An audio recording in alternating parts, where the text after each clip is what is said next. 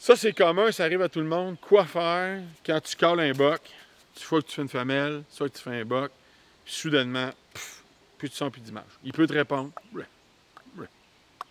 Deux, trois coups de palette sur les arbres, tu ne coupes plus rien. Qu'est-ce qui se passe? Quoi faire? Et quoi retenir de ces événements-là pour apprendre et après ça, être beaucoup plus à jour au moment de l'intervention?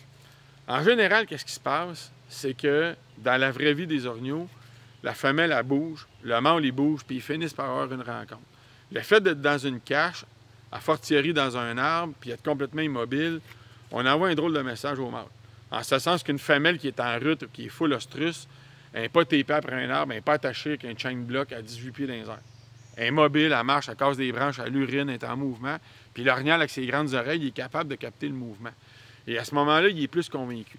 Quand il nous répond, c'est qu'il y a un sens qui a été séduit, c'est le sens auditif. Mais au fur et à mesure qu'il s'approche, il s'attend d'avoir le sens visuel qui va être également convaincu parce que la femelle, la vraie femelle, elle n'est pas cachée. Là.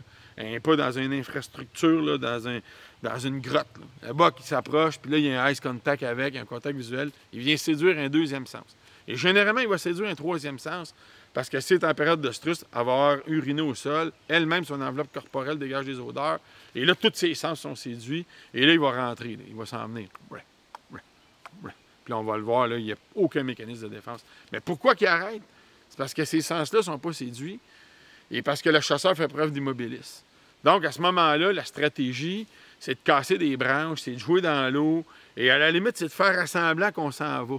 On peut dire à l'orignal, OK, tu es suspicieux, mais regarde, je fais une imitation de mouvement qui quitte, puis là, tu peux imiter la femelle qui cale comme ça quittait. Là, l'orignal, soudainement, il est fouetté parce que non seulement il se rend compte qu'elle bouge, mais qu'elle s'en va. Fait que lui, il va vouloir venir voir. Fait que la pire affaire à faire, quand un orignal répond, puis que là, à un moment donné, tout cesse, la pire affaire à faire, c'est de rien faire.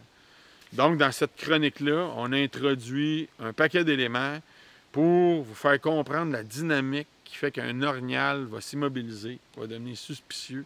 Et ça arrive à tout le monde. Donc, maintenant, ça prend des stratégies. Et dans cet article-là et dans la capsule qu'on vient de faire, on vous instruit sur ce phénomène-là, qui est tout à fait naturel. Sinon, on les prélèverait tous les bocs orignaux. Fait qu'eux autres sont suspicieux parce qu'ils ont des doutes. Puis quand ils ont des doutes, le chasseur, il doit absolument faire des actions précises, concrètes et immédiates. Sur ce, bonne saison de chasse.